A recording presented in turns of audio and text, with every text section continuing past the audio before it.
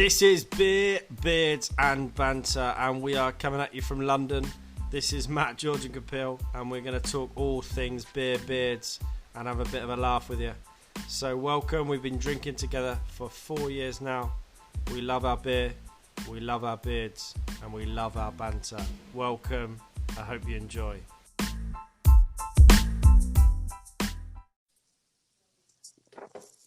You alright? Yeah. No gift card. You alright? It worked. Yeah, so how are we going to do this? Because, Let me get my laptop because I made some notes today. So. Did you?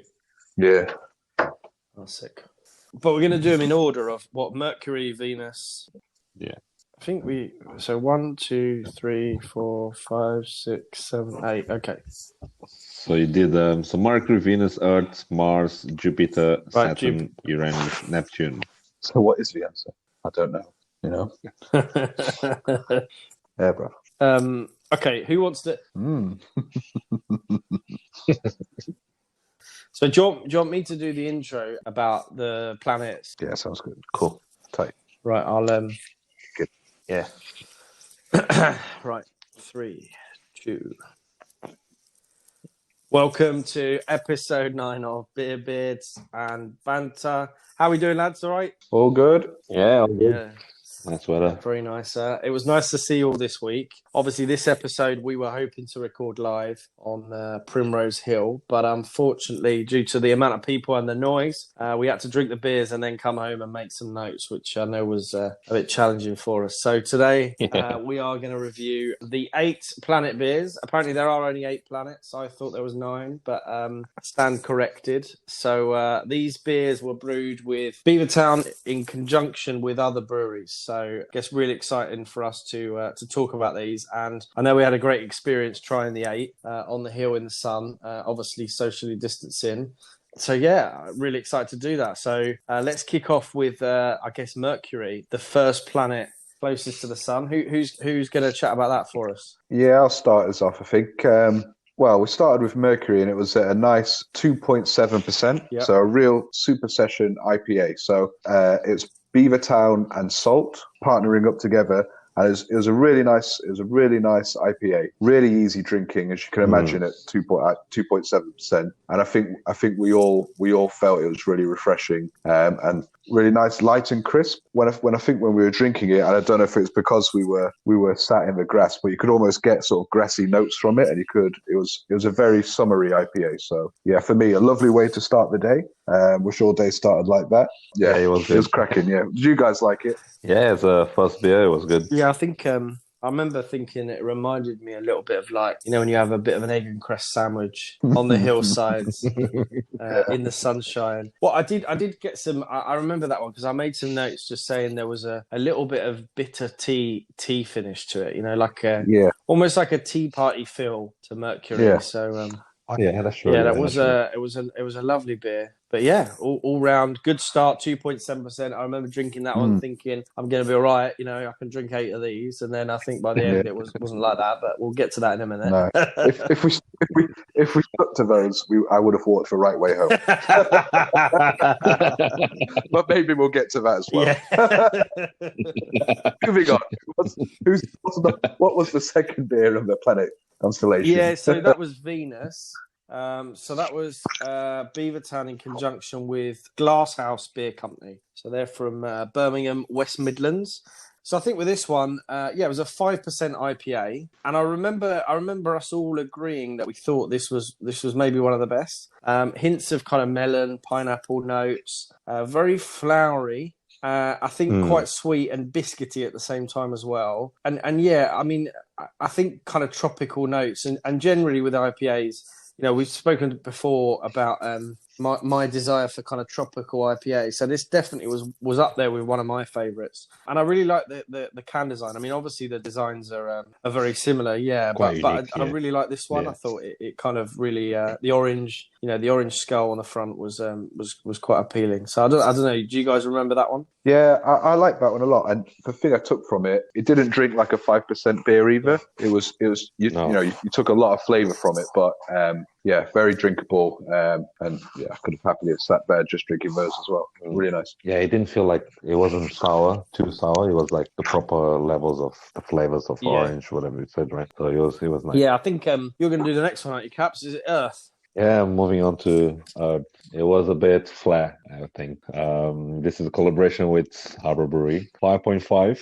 It says the brewed IPA, so they had like a cider notes to it, so like more like a champagne kind of notes to it. So it was like a bit dry. I don't know if you guys feel the same. Yeah, it wasn't my favorite. This one. It wasn't. Yeah, it wasn't my favorite. No, I think it was too. I mean, I guess they kind of designed it to be a little bit earthy, right? And I think for me, I felt like I was drinking a kind of French cider, really, really dry French cider rather than a beer. So I usually like the stuff that Harbour have done. Obviously, I've ordered directly from them, but I wasn't sure about this one, to be honest. And I'm not sure. I'm not sure if I'd go back to this one at all, really. I don't know about you, George. I'd agree. I enjoyed it, but again, it wasn't. If you look at the other two, if somebody brought you a pack of 8 and you were sitting down to have them, happy days. I wouldn't want it any more than the one Earth that we had. I suppose would be my perspective. It's good to travel around, right? So we've been to Earth. So now we discuss Earth, and now everyone wants to go to Mars now, right? So that's who's going to be talking about Mars. Yeah, man. So that's me. So it's Beavertown with BrewYork, and it was a sour IPA. And I think this is all three of us found really interesting. Might not have been our favourite. It definitely packed a punch. It was very sour, dry. It was golden in colour, and it was almost so sour. It was a bit like, remember Astro Belts you used to get at a pick and mix when you were a kid. So it had that tart sort of sugary taste to it. Yeah, and it sort of reminded us, I suppose, a bit like almost of a cider almost. It's 4.5%, very, very drinkable, but it really surprised me what it tasted like, to be honest with you. What did you guys think of that one? Mars was an interesting one. I liked the tartness of it, and that sourness. Like you talk about Astrobelts, I guess the kind of sour gummy bears or whatever they are. Like almost you get that taste at the back of your tongue, which is quite interesting. I think the only thing for me was a little bit tough to like finish the can. So a couple of sips were like, right, it's a really interesting flavour, but I wouldn't necessarily. If I had a pint of it, I think I couldn't finish a pint. Yeah, it'd be a lot. A can was fine, but I think a pint would be too much, Yeah, because of the sourness, Yeah, I feel the same. Yeah, interesting. I do feel that it was like when you go to cinemas, you do the pick and mix, like you said, George. You just choose the sourier ones to keep you awake. So if you'd had a few tins and you were feeling sort of in that nodding off phase, or that you need a second wind, this would sort of bounce you back, I suppose. Sure. So moving on from Mars, I think we're going to the biggest planet, and I think this was the strongest one we had as well, right? So who was looking after Jupiter for us? Yeah, that's me, Jupiter. So I was given the task of looking after the 8.5, which is no surprise. So Beavertown, conjunction with Wildcard Brewery. I think Wildcard are known for doing things a little bit different. This one's really interesting. I in the last couple of days, just since we've been to Park, I just did a bit of research on Untapped to try and find, I guess, the right words to describe it. And someone here just wrote, "What an interesting taste. I can't really describe it other than dry and strong." And it's quite interesting because that's probably where I was. I mean, obviously the notes tell me it's supposed to be overripe stone fruit, coconut, big berry finish. Apparently it's the love child of Vimto and Ribena. For me, to be honest, I think the 8.5 overpowered those flavours. And at the time, I suppose I just wrote kind of honey, sweet and heavy. And they were kind of things that were coming to mind. So I think what they've intended to do and maybe what they've delivered might be overpowered by the 8.5%. I don't know what you guys think about that. Yeah, you almost got that sort of alcohol burn almost in your throat. You're right. I think I was surprised because, if you said Ribena and Vimto, that could have been one of the ones we just spoke about.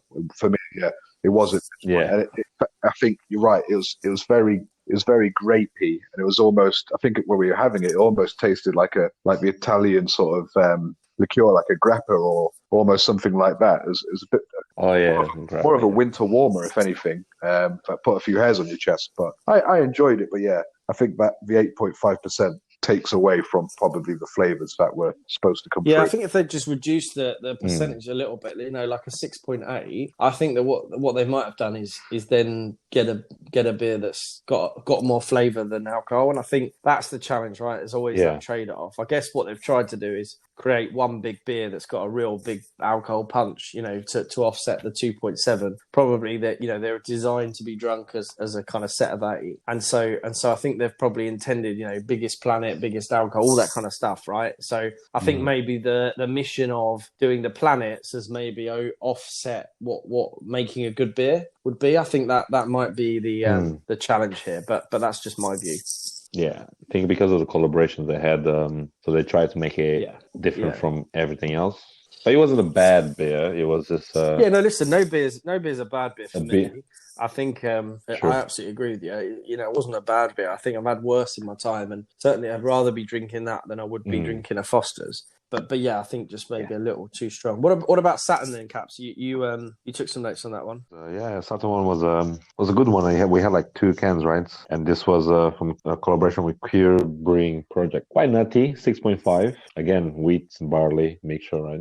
Because I think all of them did have them. But it tasted like sweet as well. Yeah, so I think can't remember much of the flavor now, but I remember that we had that after Jupiter, so then it made it better, right? Because we had Jupiter and then we had Saturn, was that the one? That was the black IPA, right? Yeah, it's very, very dark, very dark. But we were quite surprised, weren't we? Because I think when we poured it, I remember talking to you guys and we were thinking, okay, it's going to be a bit of a stout, which is heavy on, the 8.5 we just had, and then we thought it might be a bit stouty, but actually I was really surprised that it wasn't at all. It was a bit nutty in flavour. I remember getting like almonds and maybe hazelnuts at the end. But it wasn't quite. Yeah. It wasn't like roasty or kind of toasty as the stout style, which is good. I think it did have one of the best reviews on Untappd, like the highest ratings, like 3.51. Yeah, and I suppose at that 6.5%, it was just on the right edge of how much alcohol was in it, as opposed to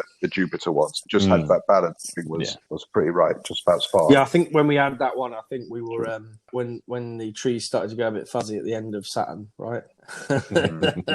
So the Earth was spinning. If we're moving on to Uranus, I think we all need to chip in on this one. So this one, this was the Jam Donut IPA. Oh yeah, this was definitely very interesting. So, what did you guys, I suppose, expect, and what did you take away? Yeah, this was the one I was probably most looking forward to, because having seen, I'd never had a Jam Donut IPA. I think what was quite interesting in this, I quite expected it to be really sweet, and actually what I got was more the donut flavour, which I was quite surprised at. I kind of expected to just get a jam hit of like sweet kind of strawberry notes or whatever, and I think the creaminess of it was quite surprising. So I don't know what you think. It was deceptive, right? Because it felt like you had bit into that donut and you almost did have the sugar on your lips. It was. I think it's really clever and really well thought out.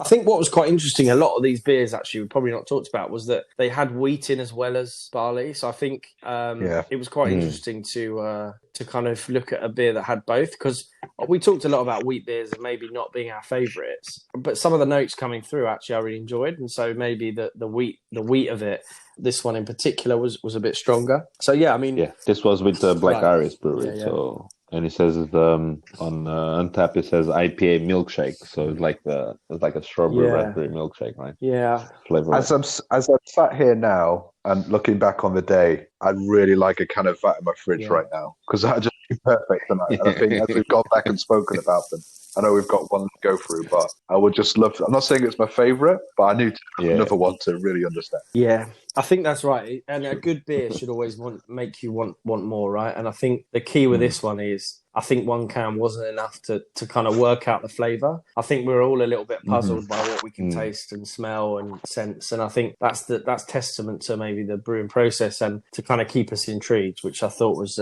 it was quite interesting. That's a good line for the future, I think, as well. Just having one or two, I just couldn't quite understand the flavour, so we've had to stay. We've had to stay a little bit longer, I'm afraid, just to get to the bottom of it. Don't want to bring our work home with us. Yeah, that's true. That's true.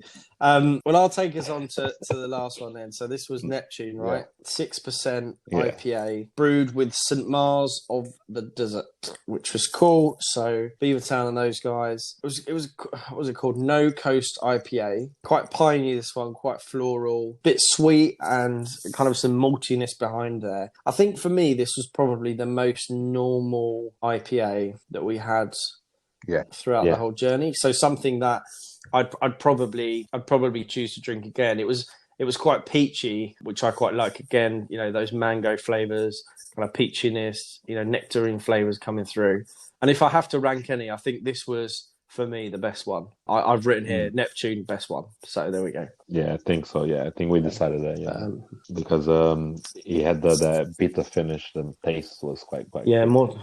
It's like a normal beer. Yeah, more to I like it. What about you, George? Ooh, I think, like I said, I'd love to try the jam donut one again. But if I said what was my favourite, I'd go for the Saturn one, just because it's something. Oh, sorry. I don't know if I agree with you, disagree. But probably. But I'd go for the Saturn one, just because for my personal taste, that's the sort of. I'm less into my dark beers, but that one was just fantastic, and it was top draw. So for me, Saturn just shaded it, but I think a few jam donuts this weekend would be a nice little treat. Okay, that'll be good. So maybe we can choose our top three then. So you're going with that's what you're going with. You're going with Saturn number one. You're going with Saturn, Neptune, and then the jam donut one, which is number 7. Uranus. Yeah, that's my top three. What about you, Caps? What's your top three?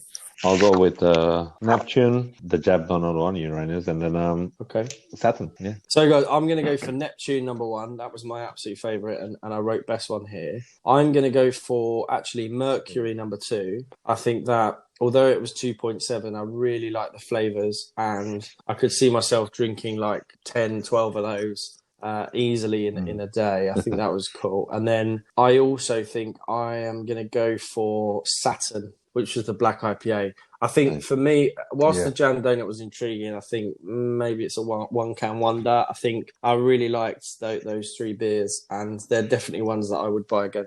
Yeah. Where did you I get ordered cans these from? from? Well, so we got 2 sets, right? I ordered them from Harbour because I guess all the breweries that were in collaboration got sent a selection of boxes by Beavertown, so that they obviously could order something. So I got it from Harbour, who were collaborating on the obviously the Earth one, and we got a free glass from Beavertown, which was nice. And then I know, George, you found a local shop, right, that sold them. Yeah, so I found a local shop that I've never ever been to before, but I found it a couple of weeks ago. Just nipped round the corner from me, and they've got an amazing selection of craft beers available. And when you said we should do a podcast around the planets, I remember they had all the planets there. So yeah, really good. Yeah, I mean, it was pretty interesting, right? Especially when you down, right? It's nice to know you've got a solid backup. Yeah. So yeah, definitely.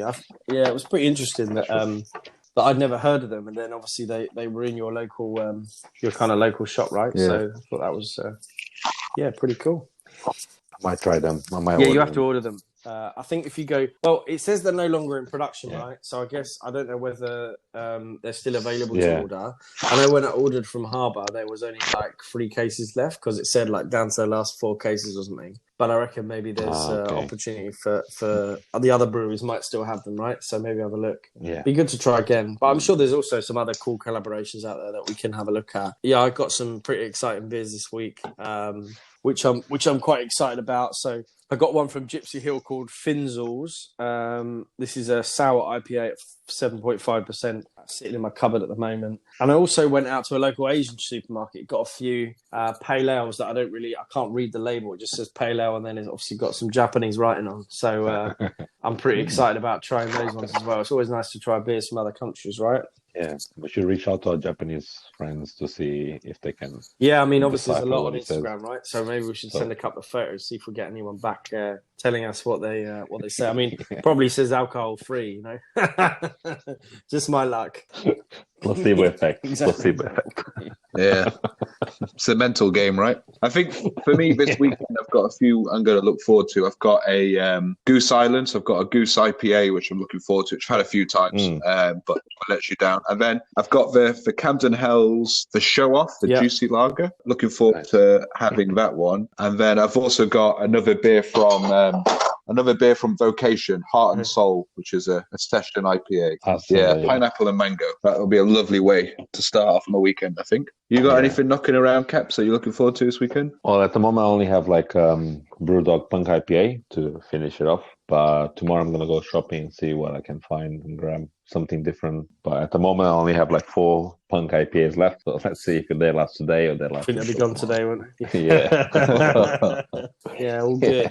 I was actually on other news. I was reading that like some barbers are doing like more remote like house visits and stuff. I don't know how you guys feel about that. Obviously, it's been a while since probably you got a haircut. I mean, my wife did mine last week, but I guess it's still difficult, isn't it? Because how do you social distance with barbers, right? Barber, yeah. It's a big pair of scissors to be 2 meters apart, right? Yeah, but I've seen on BBC News about some barbers opening how they're keeping the distance, or they're not keeping the distance, but they're still protecting themselves. So they have the masks, the visors, the gloves, even the customers wearing gloves and masks as well. So I guess I don't know how safe that is, but you can't keep social distance with like beauty part of it, right? So barbers like shaving or cutting hair or manicure, pedicure. It's interesting because I cycled the other day through London and I saw like 5 or 6 nail shops that were open. I didn't realize they could open. I mean, I didn't think they could, right? But I saw a few and there was maybe 5 or 6 customers in there, and they were sitting kind of 2 meters apart, whatever. And I guess maybe people are taking things into their own hands a little bit to kind of decide what they want to do, right? Yeah, I think everybody's got their own hurdles to worry about, right? So I think for some people, going on the tube is a really big worry, but they might be less worried about getting their hair cut, for example. Whereas I think for other people, it might be the opposite. I think at what time it is, or when Boris says it's okay, or whenever it is, everybody's going to have those hurdles to overcome, right? And I think it's almost not. It's interesting, right? And I think it'll be different for lots of people. Yeah, definitely. I think you're right. Yeah, that's true. I don't know. I guess I just think that maybe we feel safe, right? Because we've been inside for so long. It's difficult to feel the fear that I guess people felt at the start, because that fear goes away, right? As time goes on, you know less people that are getting it, and you feel like you're not seeing people cough or whatever. So I guess generally you feel better about it, but because it's still there, right? We need to be aware of it. But yeah, I just think maybe this is like, stay alert. I don't know. I've learned so much about, probably doing things differently during lockdown. And we've talked before about like trying different beers and breweries and stuff. And I quite like the way that we're operating at the moment as like friends and the kind of at work and stuff like that. I quite like all this remote stuff. And I think it just lends more time. Exactly. We're far more deliberate with what we do now, which I think's, no matter what happens, is I think a trait that we should keep going, right? Yeah, and I've certainly reached out to more friends from like maybe the past, and I know Caps, you were friends in other countries, right? You're doing a lot more calls with them. Yeah, that's true. Yeah, so it's because before lockdown it was hard to keep in touch. It was just a few messages or so. But now with the lockdown, it was more finding the right time to everyone to be together, to have like a video chat or like a call. So that's more. It made people connected a little bit better in a way. And obviously, it's nice, right? Obviously, we spoke to Joe last week on the podcast. Really nice guy, and probably we all wouldn't have had the time to do that previously. So it's nice to connect with someone new, and obviously, I know we've got a few other guests lined up in the coming weeks, which would be really, really nice to do that as well. So yeah, just excited to kind of talk to new people and get to know them a little bit. Yeah, when we can, we'll get to breweries and we'll start our Bermondsey Beer Mile tours on Airbnb. Yeah. I can't wait. No, really can't wait. Yeah, that would be good fun, right? When we get people from all over the world coming to get some expertise from us on beer, and we just go, yeah, it's inoffensive. Great mouthfeel. All good. So, guys, in other news, we've had some.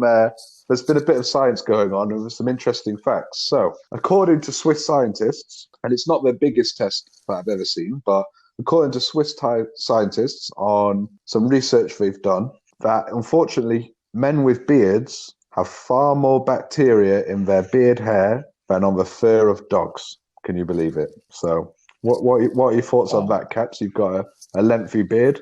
Are you going to shave it off tonight? I think no. You know, not all bacteria is bad, right? So we don't know. Yeah, I don't think it's So,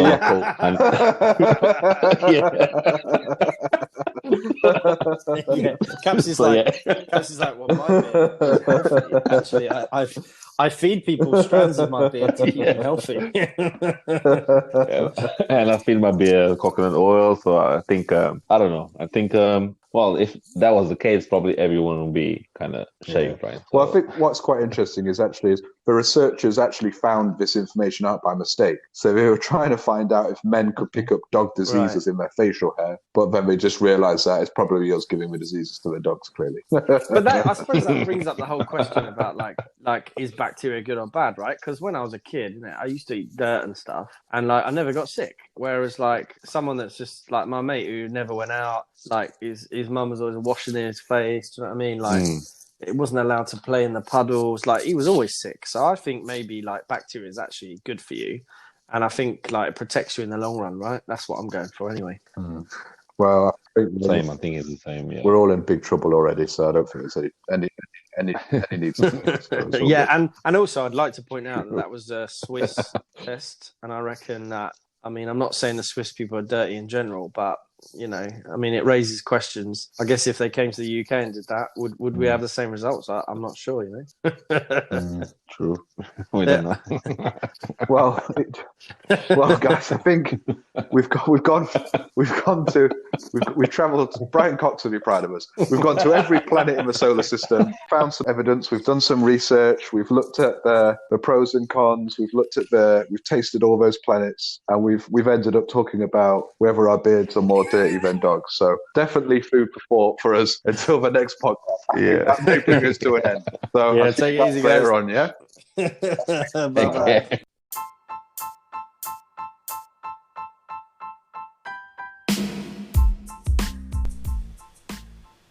Thanks for joining. Join us next week for more conversations and laughs about beer, beards, and banter. Stay safe.